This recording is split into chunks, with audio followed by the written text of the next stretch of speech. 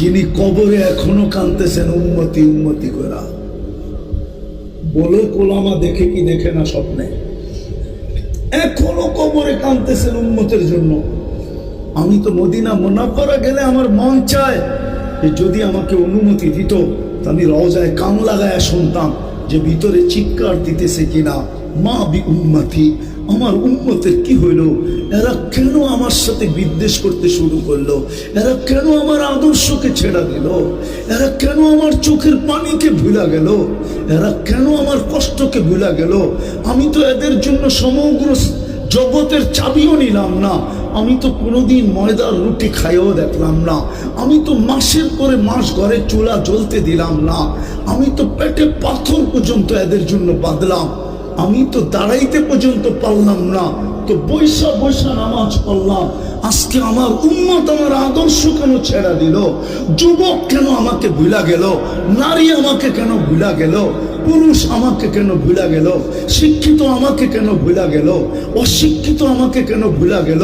আমি তো সবার জন্যই চোখের পানি জড়াইছি, আরো সে যাইও তো আমি এদেরকে ভুলি নাই। কসম খোদার, আরো সে যায় বলেন নাই।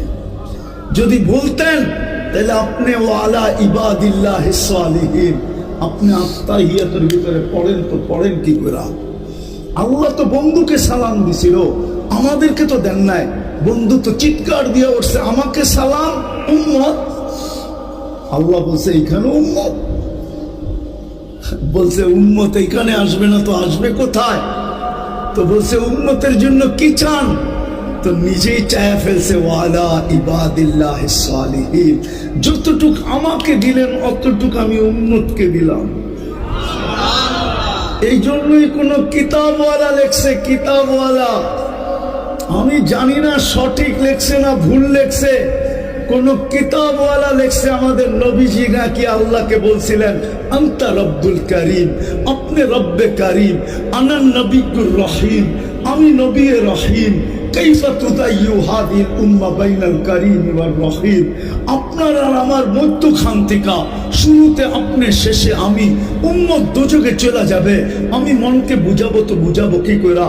তো আল্লাহ নাকি জবাব দিছিলেন কসসামতুল কিয়ামাতা কিসমাইন, আমি কিয়ামতকে দুই ভাগে ভাগ করছি। আমি জানি ১৬ লক্ষ নবীর ভিতর থেকে ৩১২ জন রসুলের ভিতর থেকে ৪ জন কিতাবদারি রসুলের ভিতর থেকে আপনি একা ব্যক্তি যে কিয়ামতের দিন উম্মতি উম্মতি বলে চিৎকার দিবেন। বিদায় কসসামতুল কিয়ামাতা কিসমাইন, আমি কিয়ামতকে দুই ভাগে ভাগ